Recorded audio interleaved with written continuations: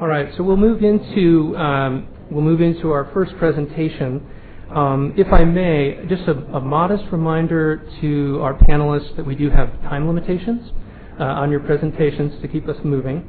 Our first presentation, which is a co-presentation, has 20 minutes, and the remainder of our panelists have 12 minutes. So if we can, and we have timekeepers that I think will be visible to all of us to help us stick with our time.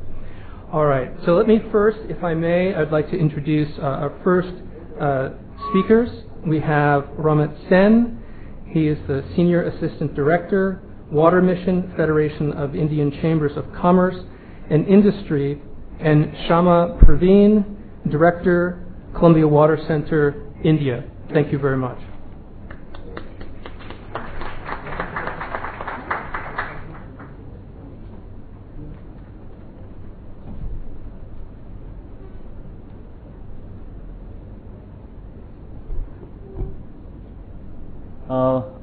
Robin, do we start? Yes. Yeah. Okay. Morning. On behalf of Dr. Shama Perveen and myself, we'll be speaking in the next 1200 seconds that we have for us on the growing water challenges and what's been the corporate response to it. First, the setting. We will, as we go through the presentation, we'll elaborate on some of the details. But India, as we all know, groundwater depletion has been a major cause of worry for us. Groundwater is an open access resource, and overexploitation has created problems. The state and national policies prioritize domestic and agriculture over industrial use. Not to negate the fact that we are not saying that the water should not be allocated for drinking water and food, but in cases of scarcity, in times of stress, and especially, that is why it is important to look at the context that we are here in Maharashtra with some regions of Maharashtra facing drought. There is the government has stopped its allocation to the industry. So the priorities of allocation creates a problem in times of distress. Water security impacts the communities, and the risk which an industry faces is also shared by the people who live in and around. There is competing industry and urbanizing demands. In terms of the stress, we will see from the map to your the first one, where which we are trying to show the regions which are prone to multi-layer drought and how the water stress is increasing. Vis-a-vis, I have put it on the image on the right, is how the water thermal power, as we all know, is a major industrial sector which uses maximum water. Around 83% of the industrial water use goes to the thermal power sector. And if you look at the existing and planned power plant, this is both thermal and hydro, you will see that when you overlay the planned hydro and thermal power plants on the water stress level of the river basins, you will see that a lot of these plants are located in regions which are water stressed. So how would, with water stress increasing across regions and basins, with water intensive industries coming out in those areas, how is water going to be made available is a problem. And this, I guess, as we say, necessity is the mother of invention. So scarcity is forcing companies to now take measures to reduce their water footprint and take measures which will not only enhance their availability but also minimizes the risk when it comes to sharing of water between different users. So the central question then is that, no longer who is threatened by climate change impacts and water scarcity, but given the diverse interest and overlapping resource base, how can industry and other sectors, when I mentioned about the shared risk, and how do we better understand how availability of water is going to impact all of us and address those? That is when we can say that we'll exist in a way which is sustainable. You want to start with this? Can you hear me? So I would just like to go back to the figure that you showed on this water stress. Just elaborate a little bit on the two figures. You would see that water stress is different in terms of magnitude and in terms of spatial dynamics in both the figures. because the figure on the left is what has been done by Columbia University. This is a new index for water scarcity that we worked on. We actually took 100 years of climate data as well as the demands, and we took daily demand vis-a-vis supply to figure out the stress on a cumulative scale for all over the country. So the administrative unit here is the district scale at which we did the analyses, and that's why the map here is different from the one done by WRI, which is done at the basin scale. So just in case somebody had any questions, so that's why I mentioned. So with this, with this background, we and the Columbia Water Center are working on a study of water risk for Indian industries. We began with an assessment of 27 industrial sectors, and now we are planning to, go down to the level of states, and we begin to initiate this study in the coming month in the state of Maharashtra with the membership. Depleting aquifers, groundwater, as I said, is a major source of water. If we look at the responses from a study, we will find that 55% of the companies who have been surveyed use some form of groundwater, and with the growing scarcity, with aquifers getting down, this will severely impact the operations of industries. The response to the availability of water, like when we ask them, do you see availability of water impacting the business, we see a steep increase to the percentage of companies who feel that, compared to now, 10 years down the line, there is the risk related to water which is going to increase. Now, in times, with the background that the water scarcity is increasing, with availability of water going down, in times of stress, the policies are such that your accessibility is further reduced. We believe that this provides the opportunity for businesses to start thinking, and there is this thinking amongst the member companies whom we have engaged as part of the study and outside, that time is opportune. Sir also mentioned in his introductory remarks that time is opportune for us to now start thinking seriously on how we manage our water, look at how not only we manage but also what are the possibilities for us to conserve. And as a result, if we go back to the findings of our survey, where we said that presently companies who mentioned that water is easily available, 31% respondents use only groundwater. So groundwater is certainly a very important resource for industrial operations, and how with the growing scarcity, this is bound to have an impact. To the last column that you see is that people who say that water is not easily available but have to pay a higher price. These are companies who are mainly using surface water and belong to the water intensive sectors of power, steel, oil and gas transmission sectors. So while people who are saying, the first bar which mentioned that water is easily available, which was the general notion with groundwater, that groundwater was something which we could always look up to in times of stress, but things are changing and groundwater scarcity is certainly hitting hard.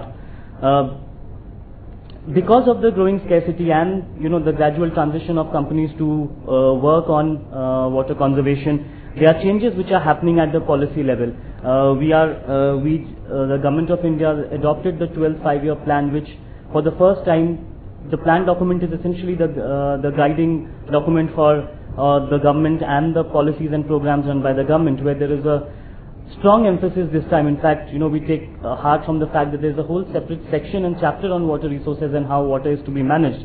There is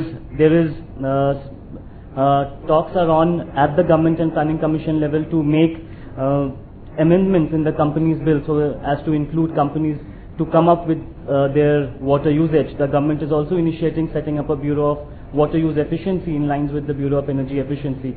So there are changes happening at the state and central government level, which will force us to think and act in the way we manage water.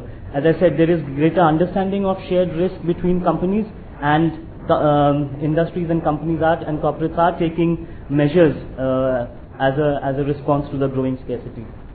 You want to join us? Okay. Yeah, so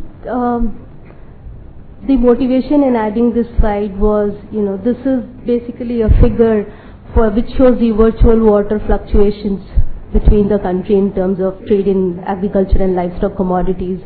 This was the research done when I was in Columbia University up until last year and presented at American Geophysical Union, where I was trying to show as to how much of virtual water goes in and out of India between 2000 and 2008.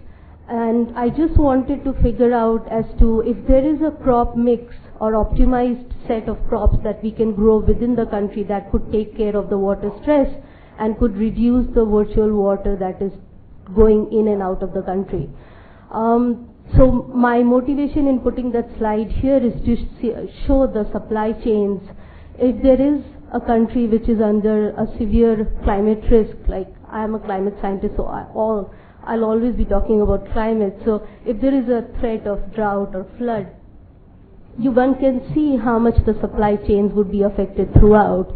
And that is where now supply chains need to be more resilient than ever, and you all are aware of that. So I just wanted to point this out, as well as the fact that now is the time probably, and I believe Gavin pointed that out, that it's one of the focus of UNCO, is to look into different industrial sectors, because in our research and in talking with various industries, what we found was different industrial sectors have different takes on water stress, depending on how much they are relying on it in their supply chains or in their operations. So one needs to come up with sector-specific vulnerability scenarios for different industries, and that's where I think the focus should go towards after we have done a high-level assessment of where water stress is.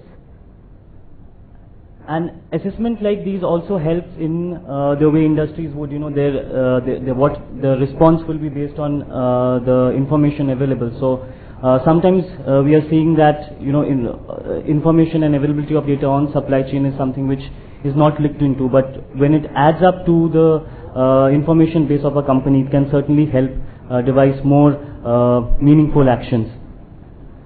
So once again, another climate dose. We keep talking about climate. Here I think my main attention, actually my affiliations are pretty complex. We are Columbia Water Center, which is affiliated with Columbia University. We are formed off of there. So we are academic in that sense, but we are registered here as a local NGO, civil society group. So I guess my focus while working as an NGO here in India is to bring the fact that, you need to have good scientific academic credibility whenever you talk about risk to businesses, because any impact to business has a huge repercussion.